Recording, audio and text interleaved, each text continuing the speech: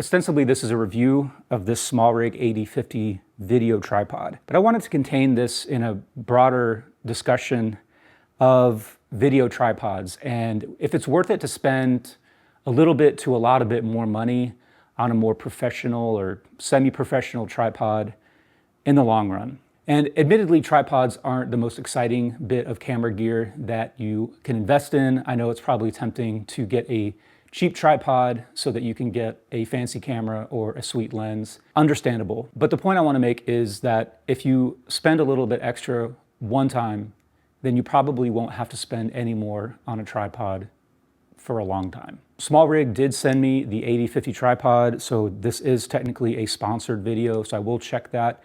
But they haven't paid me other than giving me the tripod, and they had no input in this video, and I'm probably not going to like some of the things that I have to say about the AD-50.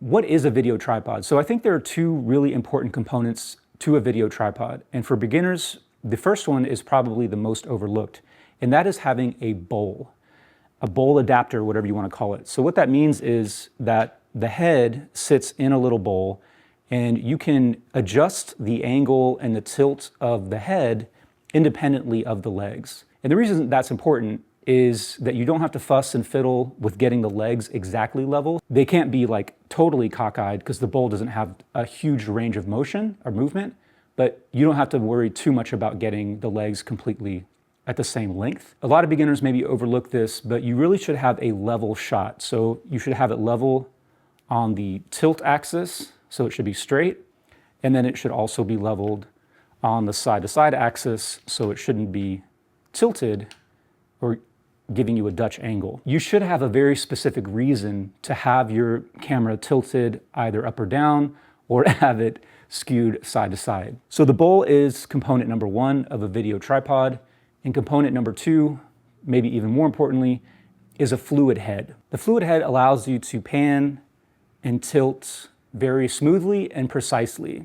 A lot of photography tripods like this Peak Design travel tripod have what's called a ball head, and that's very useful. Ball head does the same thing as the bowl, allowing you to level the camera independently of the legs. So you can see how that just spins around completely like 180 degrees in all different directions, allowing me to get the camera level. But there's no way to independently pan this without introducing some level of tilt as well. So now that we have a camera on here, you can see that we can pan it and we can tilt it and we can tilt and pan it at the same time. But unlike the ball head of the photo tripod, which wants to go all different directions at the same time, you can also just lock the tilt axis and pan it independently. Or of course, you could just lock the pan axis and tilt it independently. So those are the two major components, I think, of a video tripod. I think the bowl aspect of it is the most overlooked. I've seen a lot of professional videographers, video production companies that will overlook that and just buy a flat video tripod. It's really frustrating as a camera operator to never really get your tripod level and know that you're gonna have to fix that shot by cropping it a little bit in post-production to get it level. So let's talk about this AD-50 a little bit more. This is a very lightweight video tripod, which is good. It allows you to move it around. You could take it out on location somewhere and not break your back. The problem with it is, and you might be able to see that on camera, is that it's not very stable. And it doesn't have any adjustability of the pan axis. So you may want to have a more freely spinning pan depending on what it is you're trying to film. If you're trying to follow something that's moving fast and unpredictably, you might want to be able to spin this a lot more quickly in order to follow that. On the flip side, if you have something that's moving slow and sort of cinematically, you want to have a very slow and controlled, precise pan. So you have no adjustability of that pan axis. This does have some adjustability of the tilt axis.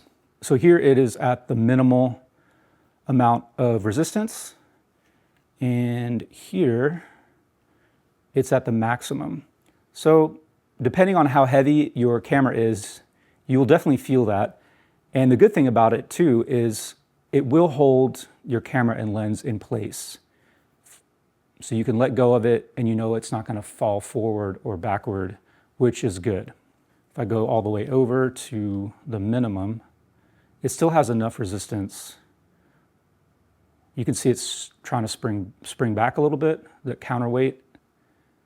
It only takes usually like a quarter turn to unlock things, including the lock for the tripod plate itself. So it's really easy to unlock, lock, and adjust the tripod. So they've done a good job of sort of sorting that stuff out, and including the actual legs themselves. It really only takes about a quarter turn to loosen those and then get the legs to come out. So it makes it so much easier as a solo operator to adjust the height of the tripod. And I want to make sure I give it its due to illustrate just how easy it is to adjust the legs. When you loosen those latches about a quarter turn, the legs will slide out on their own. And that makes it extremely easy as one person to adjust the height of the tripod, whether you're collapsing it or expanding it. And it's so much easier than the legs that I have on the Benro tripod. And it's a lot easier than the Peak Design tripod that I showed you earlier in the video as well.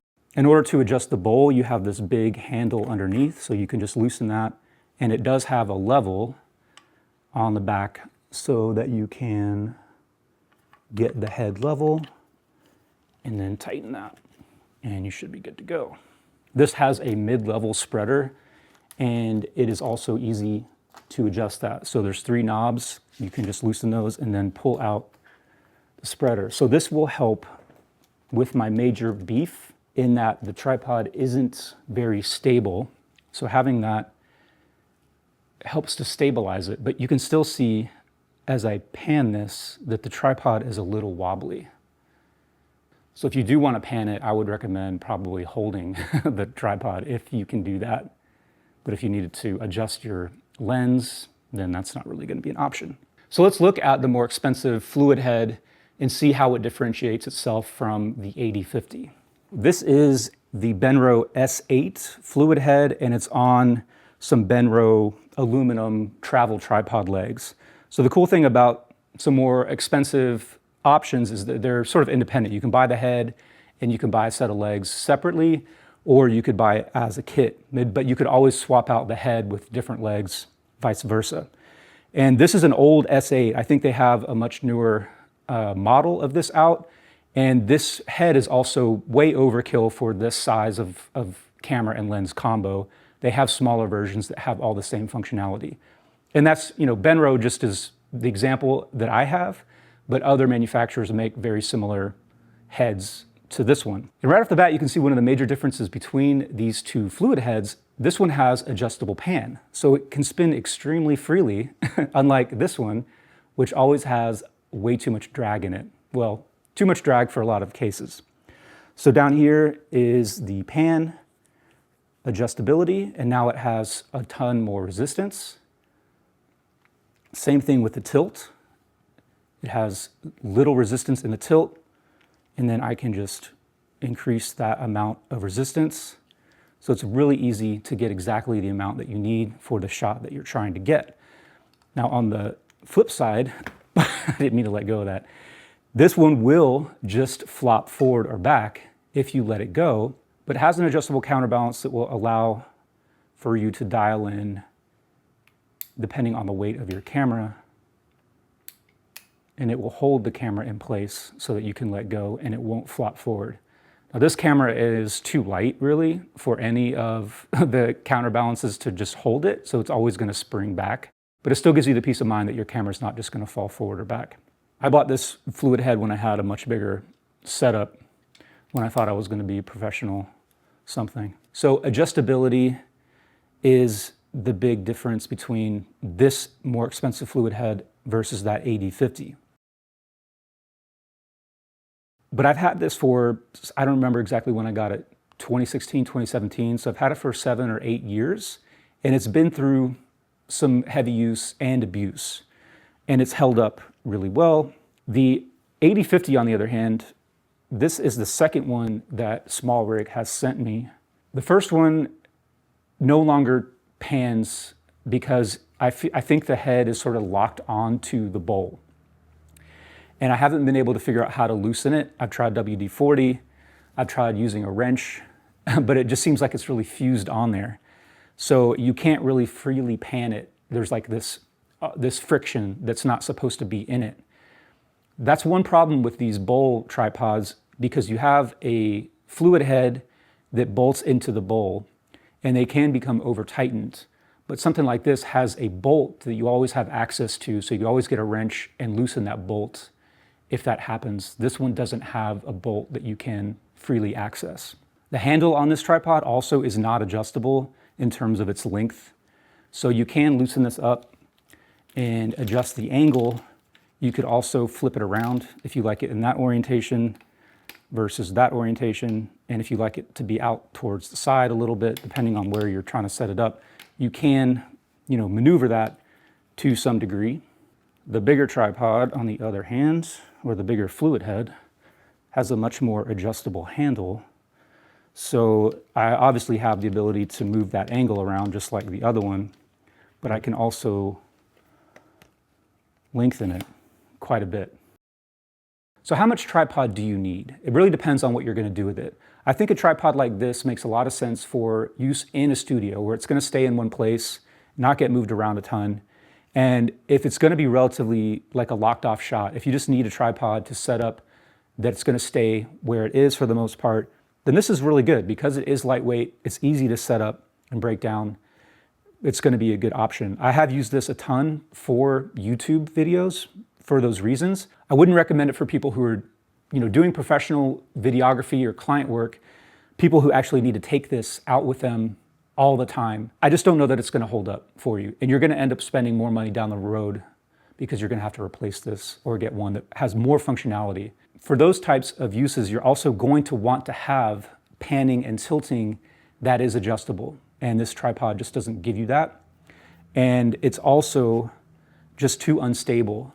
It's so lightweight that just panning it, you can see how easy it is for me to just push this around. Even like way high like this, it's so much more sturdy, and I can pan it without having the whole thing tilt, unlike the AD-50. So I hope I have covered everything and given you some idea of why, A, that you need a video tripod and not a photo tripod if you're shooting video, and also why having one with a bowl is important. Also, why it might be worth spending a little bit more money than you might initially want to, because you're going to get something with a lot more functionality and something that's going to last a lot longer, and that'll just save you from having to spend money again. So thanks for watching, and let me know if you have any questions, and hopefully, maybe, I'll see you in another video.